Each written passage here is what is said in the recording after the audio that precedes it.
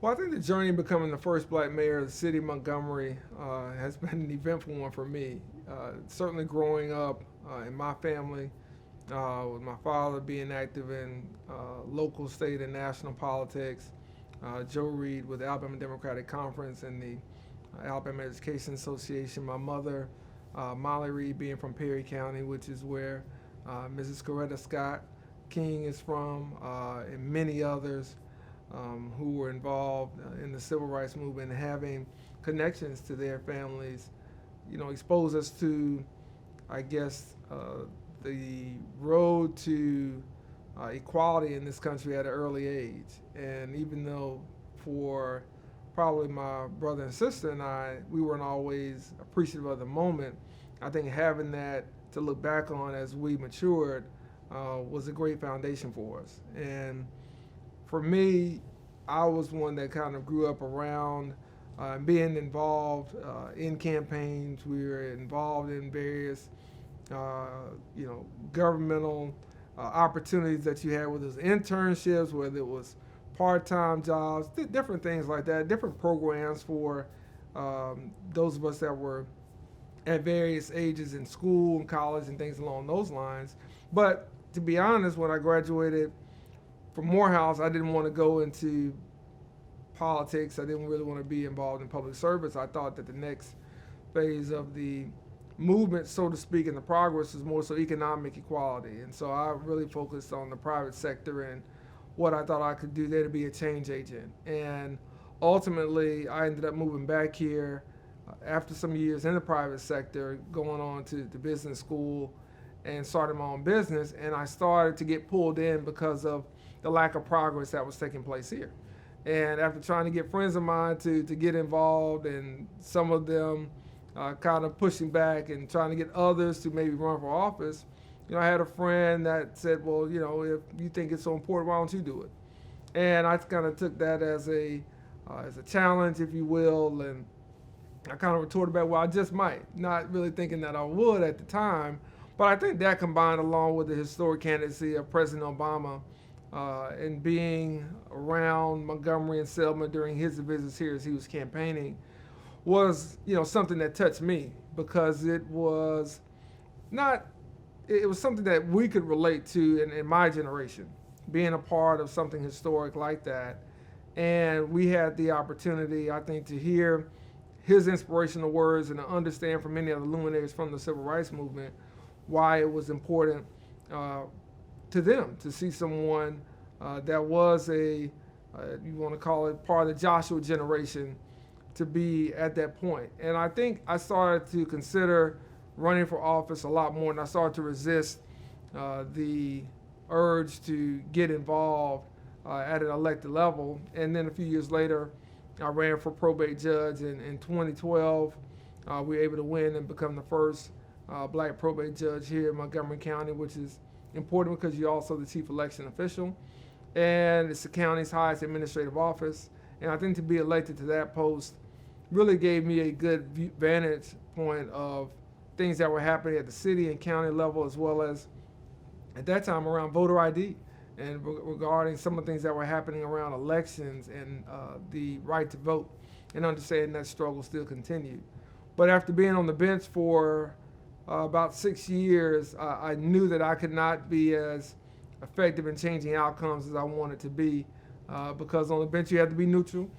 You can only deal with those issues that are brought before you. You can't go out and kind of put your finger on the scale, so to speak.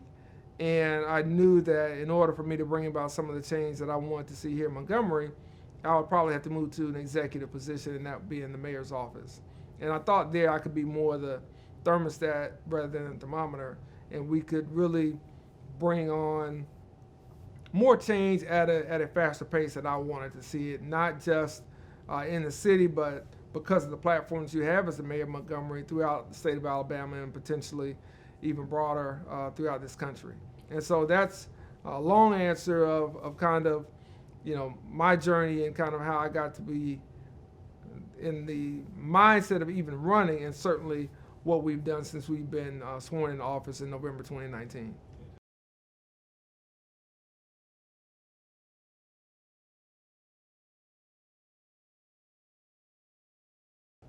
it's hard to look at which of Judge Johnson's ruling would have been the most significant. I mean, there were so many that I think were impactful. I think, the one that stands out to me is the ruling regarding the Selma Montgomery March. That was after the beating on the Edmund Pettus Bridge. There's a lot of scrutiny. There's a lot of pressure. I can only imagine what Judge Johnson was dealing with at that time. But he had already kind of set his pattern of where he stood and what his principles were.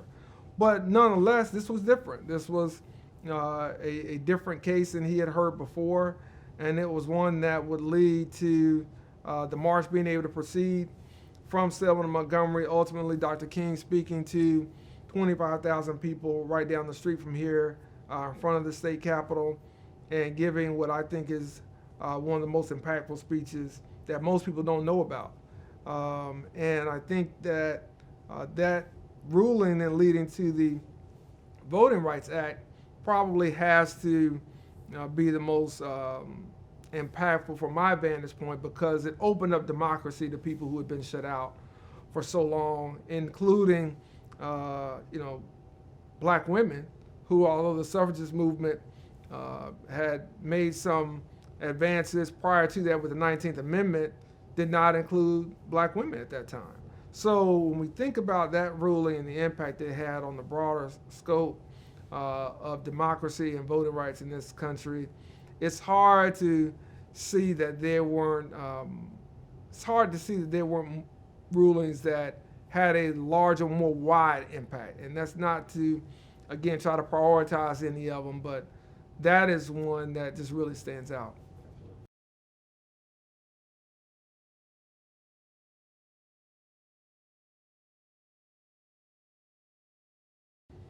Oh, I probably thought I could run and win 10 years before I ran. I think that there were things that weren't, probably aligned for me to do that. And certainly in talking with my wife and talking with my parents and close friends and family, it was more about timing and really trying to look at things from where the community was. But I think when I seriously, started to consider it in a practical sense and not just something that you think about in the abstract. I think we're probably sometime in 2018, before I announced that I was going to run. I thought I had done a good job as probate judge. I thought that we had moved the probate court to a place where equality was at the forefront. We had a very widely regarded ruling around same-sex marriage, where we again had to show some of the courage that I think we've all learned from Judge Johnson.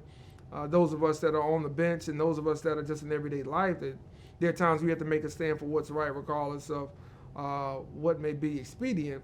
And we had kind of that moment, and I thought that we had done some things even in regarding our elections that I really wanted to do to try to bring more people into the elections process and to advance what government could do to get people involved. We wanted to educate, we wanted to inform, we wanted to try to encourage people through telling stories, but also through sharing information why voting was important. So after getting to that point, I did start to think about whether we could make a bigger difference from an executive position, being the mayor. And I think, for a few months, thought about it and kind of, again, talked about it with my wife, my family, friends. We prayed about it a lot. And we just felt that that was the time to do it, because it had been something in Montgomery that had been talked about since I was in high school. When would Montgomery get a black mayor? We thought that might be this person or that person. And, I was just amazed that it had not happened, because I thought it was important to send that signal to the rest of the country and the rest of the world that Montgomery had moved forward as it relates to race and as it relates to the leadership of African American elected officials here. And when I looked at, kind of the landscape, I really felt like there was support in what we had done in the probate court. I really felt like there was support to make a philosophical change in how we lead the city, the type of policies we implement, and the type of feeling that one gets being here. Those people that were part of these movements, those people that were part of the bus boycott, and many other changes, the sit-in movements here in the early 60s.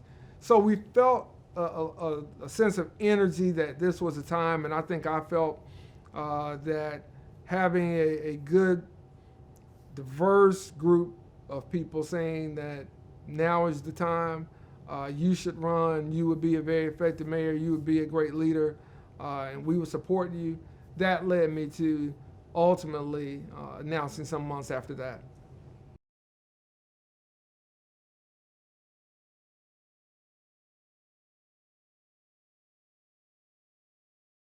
I think, again, we go back to the March for Voting Rights. We go back to Selma and Montgomery. Once the democracy was opened up to everyone in Alabama, in particular the Black Belt, that, I think, led to conversations, whether it was Tuskegee, Alabama, whether it was in Marion, Alabama, whether it might be even here in Montgomery, about what the possibilities might be.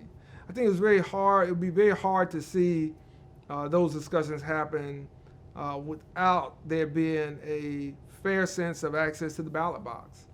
And so I think for me, and probably for other beneficiaries, other elected officials, other members of the Joshua generation, as President Obama called us, I think that we have to point to that, because that really brought about a sense of equality and a sense of fairness at the ballot box that had never been there before, even post-Reconstruction, because there were still so many rules, there were still so many obstacles to people voting, even though we had black legislators, even though we had black congressmen immediately after Reconstruction.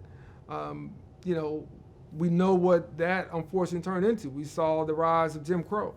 And so for decades after that, there was a sense that regardless of what may have happened with the integration of the armed forces, what may have happened here regarding the integration of schools, and certainly around the bus boycott, there still was that obstacle to elections and to fair and equal elections and access to the ballot box. And so I think that ruling still has to hold weight as to opening up the possibility of there being a black mayor, and here in Montgomery, or there being other black elected officials in various other positions as well.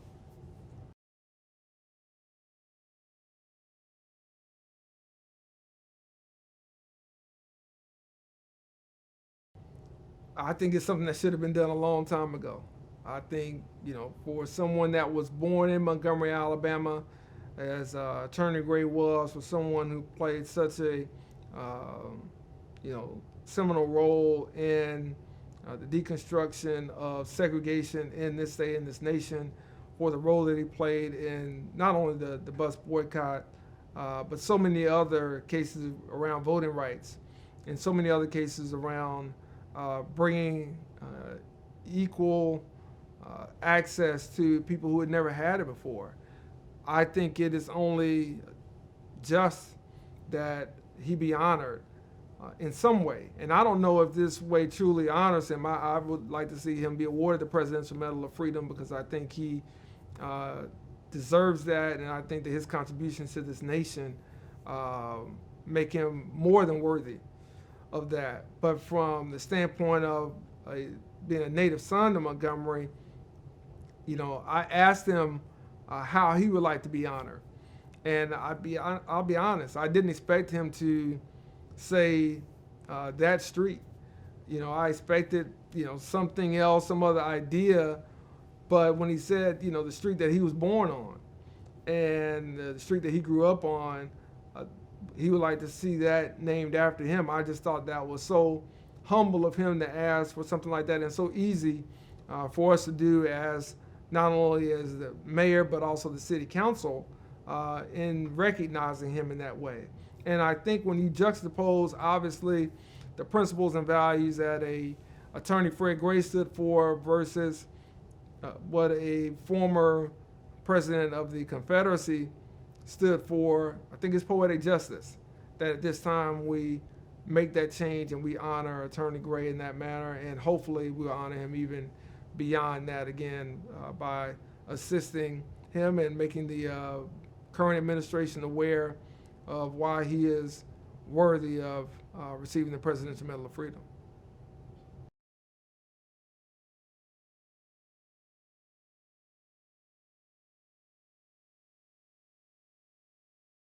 Oh, I think he's a resolute man and one who had a core and someone who had a value system that allowed him to remain steady even in the face of storms and tribulations that were going on around him. When you think about, again, the time of Montgomery and what type of, not just professional and legal pressures, but social pressures were on him, I think it's, it's something for us to keep in mind that it probably was not easy for him to make those rulings. And we know that from some of his interviews and some of his writings that it was not. And again, having served on the bench and served in this probate court here in Montgomery County, you channel that courage. You channel those lessons when you're dealing with issues maybe regarding an election that you have to certify as a probate judge, or if you're dealing with a complex legal issue, or something that forces you again to make a stand on what otherwise would be just a normal court case because of the implications that you have.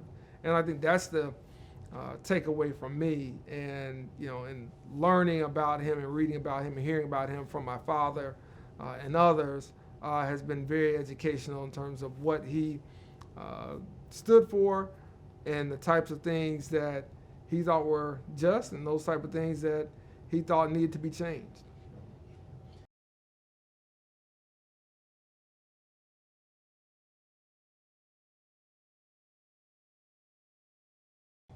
I think always keeping the people first. I think being truthful and transparent with what you're doing and why, maintaining a sense of purpose and not allowing that to erode due to politics, making sure that you're thinking about those who may never know how you helped in terms of what you do. And I think really service above oneself and being that servant leader, if you will, are lessons that I've taken away, and making sure that we're standing up for those that may not feel they have a voice, but who've elevated you to be their voice and to be their, if you would, their instrument to make things better for themselves and for people who may not have had the opportunities that I've had. And I think, when my father looks at the things that he's been able to do, they weren't easy to do. And he's always shared that. Change is hard. There will be people who will question, why you're pushing for change and if maybe you should not go as far as you may think you need to in order to bring about the impact. But that's what you have to do when bringing about different results is necessary. And I think something that he said, long time, I can remember as probably as early as being in elementary school, not before then, was there's nothing politically right that's morally wrong. So you have to make sure that you have a sense of where your morals are, what guides you, and what your compass is. And by doing that, I think I've been able to take a little bit of what my father has done over the course of 50 plus years in activism and public service, and to try to implement that in ways that I've led through the probate court, or I've led now as mayor of the city, and I'll continue to do as long as I'm in public service.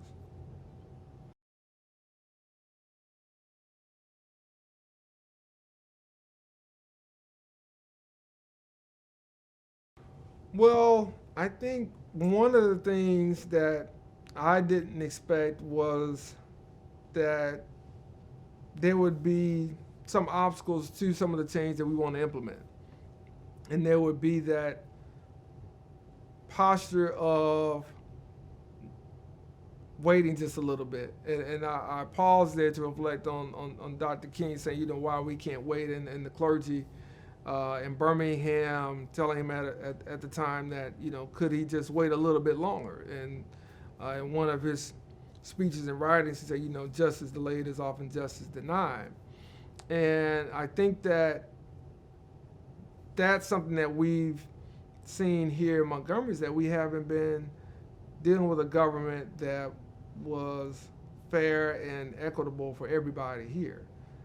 The government here was not one that thought about people, in particular African Americans, as priorities. It was more so as a means of, we have to deal with this group, but we don't have to do things to really serve them. And as mayor, what I've tried to do is to really elevate some of the concerns that I've heard growing up here, things that I've seen after returning to live in Montgomery with my family, and then certainly things that people would tell us as we were campaigning to bring change. And what I keep constant with me is that people didn't elect me to be the first. They elected me to really be the best. And that is to be the best leader that they've had in the mayor's office. And one of the things that I share with my staff is, if the only footnote that we can have is that we were the first, and we haven't done nearly enough, and we haven't done what we were supposed to do, and we haven't lived up to my expectations, much less those that I think the community has for us. But you also understand that the status quo remains for a reason, and it's hard to change that, but you have to have the courage and conviction that my father has shown in much more difficult circumstances and much more difficult times, if you will, to really push that through. And it takes toughness. It takes courage. 99% of it people will never know, because it happens on a phone call. It happens in a meeting, and it happens when you have to tell people why it's only right, and it has been unfair that school children in this community have not had their public schools funded in a way since integration that was fair and equitable. And this is why we need to invest more in our schools. And this is why even what you think is a lot still isn't enough. And there's still going to have to be more there. So we've had to have conversations around our court system. And are we doing things in a manner that many of us may be comfortable with in theory? Some of us may even lean on our faith sometimes when we're thinking about people who have done wrong or who have to be held accountable. But does our system of justice really show that? And sometimes that comes from the city. That comes from how we implement policies. Have we developed this city in a way that allows people, regardless of their zip code or their last name or their station in life, to have a fair chance of really achieving the American dream? Are we putting those policies in place, those ordinances? And the answer has been no. And so I think one of the things that I've seen has been, over the 200 years that Montgomery had been a city prior to my taking office, and now going into the next 200 years, is how do we change that? How do we change those outcomes to produce different results for people that are riding our public transportation system, for people who are growing up in areas where there are food deserts and they don't have the opportunity to feel like they have the services and the investment they need from the place they call home, no different than I call home or someone in another part of town. So those are some of the things that I've seen, but each day, each week, we learn something new. And each day and each week, we try to find something that we can correct, because we understand that our job is to run as far and as fast as we can while we're in this position, and hopefully leave it better for the next generation to come on and try to run even further with that baton and changing the outcomes here and really changing the narrative on this city.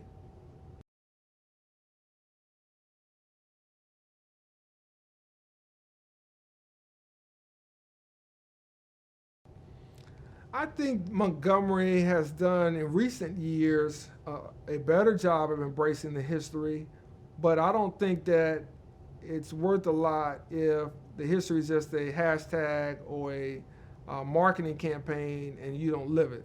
It's kind of like the old saying, I'd rather see a sermon than hear one any day. So, from my standpoint, the city has done good to share some of the history around the civil rights movement. The city has talked about being the birthplace of the Confederacy. The city has not talked about the true history of why the Confederacy was birthed here.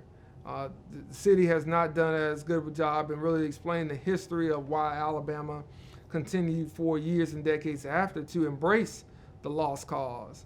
And the city has not done really as good of a job in explaining what led to these seminal moments in history, whether it was E.D. Nixon marching on the very building I sit in now in City Hall in the 40s because of how black school children were being treated then, and the type of buildings and structures and resources they had, or in that case really did not have, and how that continued on for decades and still continues to this day. So we have to be more truthful about that history, and we have to be more honest about how we change that. And I mentioned faith a little while ago. I think often we use faith as a cover for why we don't do certain things and why we don't get some of the results that are needed. And in part, faith is there to guide us because we can find a scripture or a parable to justify a lot of things. But I think when you take it in its totality, we all understand, regardless of whether you're Christian or not, we all understand that there are things that we have to do in order to make things just and right in our own station in life, in our own presence. And we have not done the type of job that's needed. Now, we're working on that, and I think that under my administration, we'll put a mirror up to some of those things so we can actually see what things have been like and what we really want them to be. And quite often that has not been done because we look for things that made us feel good as opposed to really doing the things that are good. And our goal is to make sure that we're doing things that are good, and we set that foundation as being what really guides us and not just kind of what sounds good and what looks good.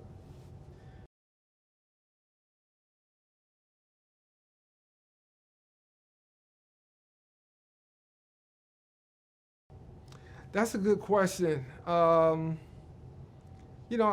think love thy neighbor as you love thyself, or there's the, I think about parables, I think about,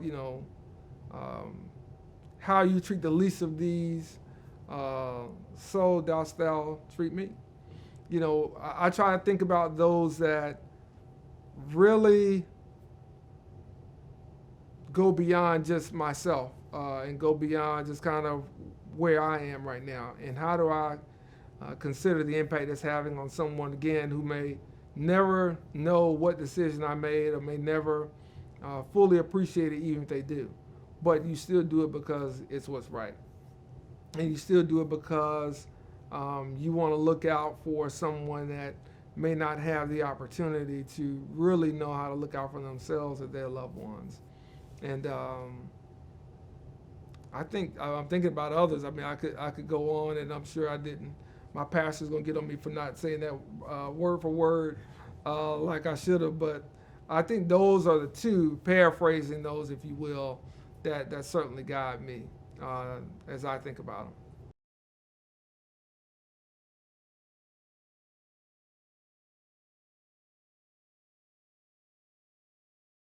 Well, I hope to accomplish a lot. I'll be honest. We have a very ambitious agenda, and if I didn't have that, I wouldn't have run for the position. I hope to bring about a foundation that takes Montgomery for the next 200 years of providing, opportunity for bringing about a more inclusive community, for really bringing about a more progressive approach to how we help people and deal with issues that certainly predate me and predate my administration, but those that we want to chip away and try to make progress, whether that's around education, whether that's around health and wellness, whatever it may be. And what I hope is that people will not only look at some of the investments that we made in the community, but also some of the partnerships that we brought to this community that will long be here after I'm gone, to help move us forward, to help people in this region, to help change our approach to solutions that really address issues that many communities face. And then I think that, I would hope that the decisions that we're making really put this city and the future of people that live here and work here in a place that they view as being on a upward trend. They view as being something that has increased their opportunity to really achieve the American dream, to live life in its fullness right here.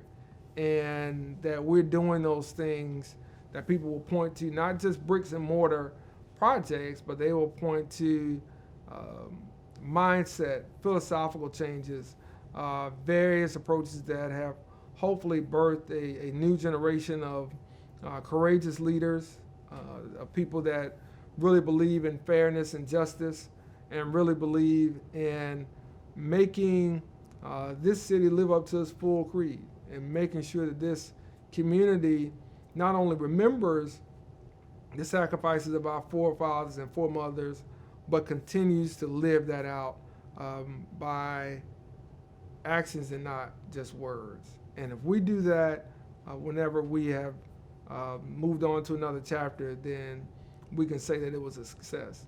Anything short of that won't be.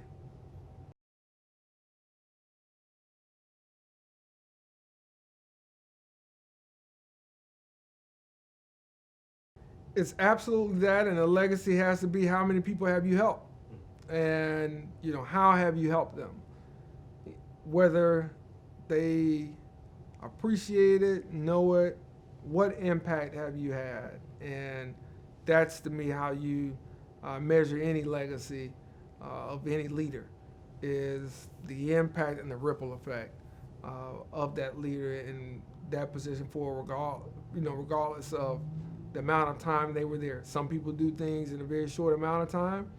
Some people do things in a very long time, and some people never do things in any time.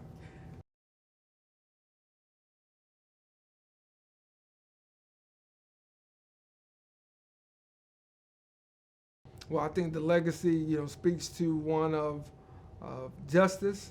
Think of a courageous leader who really sought to do what was right beyond the present moment, and could see the inequality in the world, and sought to use his position to change that just a little bit in the ways that he could, because of what was in the best interest, not necessarily of himself or his family, but was in the best interest of the common good and the everyday man.